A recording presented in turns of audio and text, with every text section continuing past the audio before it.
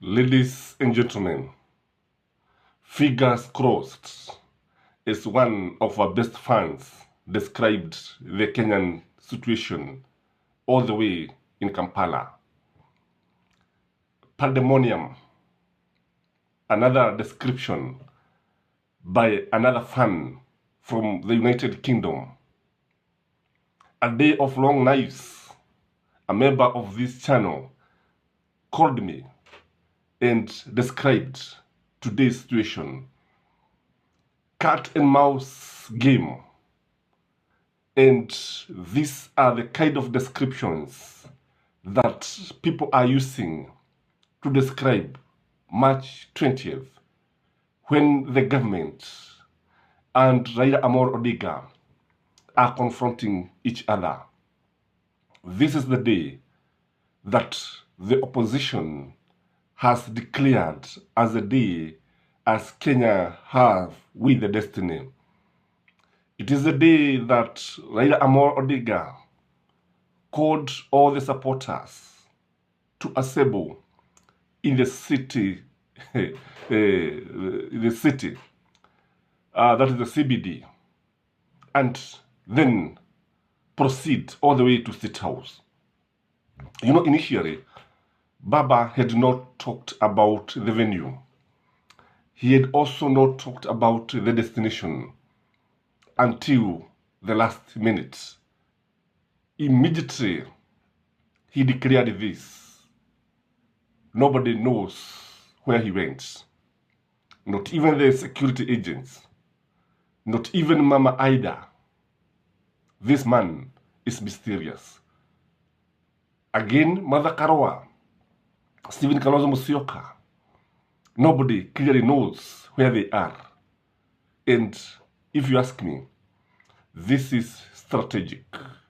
It is a strategic move to avoid maybe being stopped by the security agents. Na kile ambacho tunaweza tukasema ni kwamba unajua hapo beleni Raila Amolo Odinga hakuwa akijitokeza wazi, and the government is not budging. The government is not giving in. William Samoei Ruto yesterday alisema yuko tayari kuongea na anybody, any leader, as long as what they are discussing is within the constitution. On the other hand, the opposition is saying that the servers must be opened. The price of commodities must come down. Fuel prices, school fees, UGA, and everything. Again, they are also saying that the government must stop constituting IBC because it is heavily leaning towards in favor of William Samoei Ruto. And again, according to William Samoei Ruto, anasema ya kwamba he has no way, he has no power to stop the process. The knives are drawn. Who will blink first? The church, especially the Catholic bishop, are trying to come into mediate when I believe it is too late. Kwa sababu unaona kile ambacho wanafanya, ndio tunapenda amani, ndio tunapenda maelewano na maridhiano, lakini swali ambalo tunajiuliza na tunauliza kanisa, where were you when things went south? Where were you when the 14 days ultimatum were given? Where were you when all these things were happening? In today's video, I want us to look at the aftermath, the consequences, and what can happen in this situation when we have two protagonists who are not ready to give in. Ni mambo gani ambayo yanaweza kutokea katika nchi ya Kenya? You know, Kenya is the largest East African economy. Now, that is why you see many people concerned with what is happening in this great country. And the first thing that can easily happen, just like Odema Olekina said yesterday, Kenya can easily split into two. Although Moses Kuria answered him in a very derogatory terms, in fact, he told him that he should start by splitting his balls and Odema Kenya answered him that it is good that he's lucky his functions, that's the boss functions. And you can see the kind of direction, you can see the kind of angle that this one is taking. So whenever there is confrontation between two groups, and when you look at Kenya, the situation is very funny, because you see kile ambacho tunaona ni kwamba ukiangalia vizuri sana utaona the blue state is like is having half of the nation, and then the government is also having half the nation. And this is why people believe that if the situation is not handled with care, Kenya can easily split into two. And that's why I said what Kenya needs is leadership. What Kenya needs is guidance, not prayers for peace, because already we have peace in the country. And wakati ambapo jambo hili litatokea, I believe the consequences can be disastrous. So let's hope that this one does not happen, kwa sababu ukisikia viongozi wetu wakianza kuzungumzia swala kama hili, ni jambo ambalo limo mwanzoni mwao. Again, it can lead to civil unrest. Mambo mengi huanza hivi. Huanza wakati ambapo upinzani na serikali wanaanza kuvutana, wanaanza kuwa na maoni tofauti. Kuna kosa maridhiano, kuna kosa hali ya kuelewana, kuna kosa kufuatwa njia ambayo inafaa kufuatwa, kuna kosa njia mbadala ambayo inaweza kutumika kutatua matatizo haya. And that is why I believe the international community should intervene in Kenya. It should not wait until things go south, because it can easily lead to civil unrest. Na ukiangalia sasa utaona kwamba hakuna upande mmoja ambao uko tayari to calm down. Nobody is likely to calm down. And you see, this is like a very storm, a strong storm that comes and sways the trees, and then we know that the storm will come down. But even when it is stopped, when the storm stops, kile ambacho tunajua ni kwamba matawi yamekuwa yamekatakatwa tayari, the branches will have fallen, and the consequences would be disastrous. Kwa hivyo kile ambacho tunaomba ni kwamba United Nations should intervene, because if it doesn't, maybe we may end up with something that may be very, very unpleasant to many people. Again, it can result to death of leaders, both in opposition and in government, death of the protesters, death of even the security agents. Kwa hivyo maafa na vifo ni matokeo ya vita, ni matokeo ya mivutano kama hii. Remember, the government is saying that it's going to protect all the properties, anything that should not be interfered with, like government buildings, state house, and many things. And the opposition is very much determined to storm state house. Na hapa kunaweza kutokea vifo vya watu, hata watu mashuhuri. And if this happens, I can tell you, this country will never be the same again. If this happens, I can tell you, we have lost a country. We shall have lost a good country, and we shall have ourselves to blame. Again, it can result to destruction of properties, roads, buildings, name them. Sababu kama ulivyoona jana, Cleophas Malala alikuwa anasema kwamba ataongoza wafuasi wa UDA to protest, na wataenda kule kwa damana Karen kwa nyumbani kwa Raila Amolo Odinga, Martha Karua sijui Kisuru, na Kabete Road sijui kwa Wamalwa. And in the process, these properties can be destroyed, and who will be to blame? I think UDA, if this happens. Again, even the government buildings can easily be destroyed. And who will be blamed? Both the government and the opposition. Kwa hivyo wakati ambapo kunakuwa na mivutano kama hii, maandamano kama haya ambapo tunaona serikali ikijaribu kuyapiga Tunaona upinzani ukijaribu kufanya maandamano, kulazimisha maandamano. In the process, properties and lives can be lost. Again, the country can easily go the Somali way. The country can easily go to Somali way. And you remember when Said Barre government, when Said Barre decided to run away, and I think I understand he ran in Kenya, alikimbilia nchini Kenya.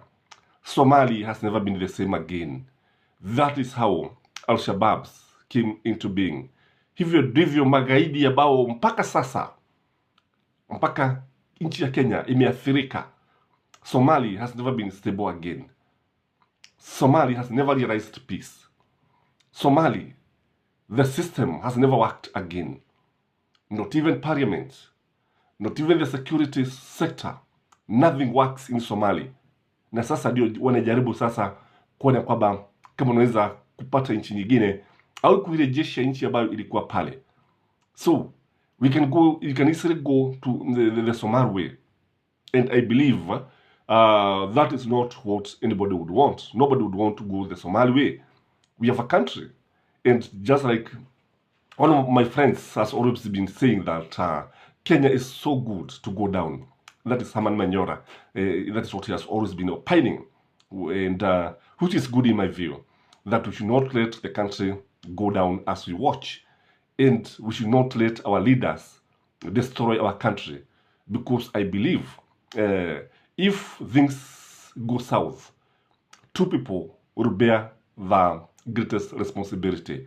That is the government and the opposition.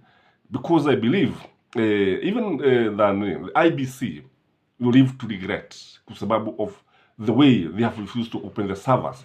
Ni vizuri kufungua servers ili watu wajue ya kwamba kama William Samoei Ruto alishinda uchaguzi ama ni Raila alishinda, ukweli julikane. Because I believe